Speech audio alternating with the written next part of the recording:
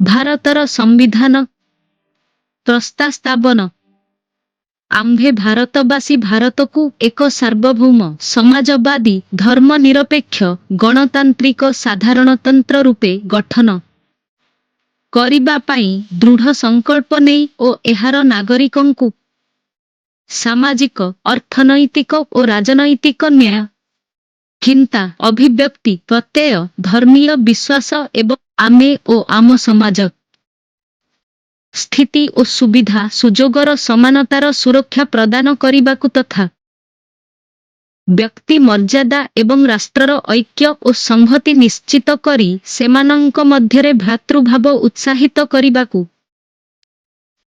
ଏହି 1949 ମସିହା ନଭେମ୍ବର 26 ତାରିଖ ଦିନ ଆମର ସମ୍ବିଧାନ ପ୍ରଣୟନ ସଭାରେ ଏତଦ୍ୱାରା ଏହି ସମ୍ବିଧାନକୁ ଗ୍ରହଣ ଓ ପ୍ରଣୟନ କରୁଅଛୁ ଏବଂ ଆମ ନିଜକୁ ଅର୍ପଣ କରୁଅଛୁ।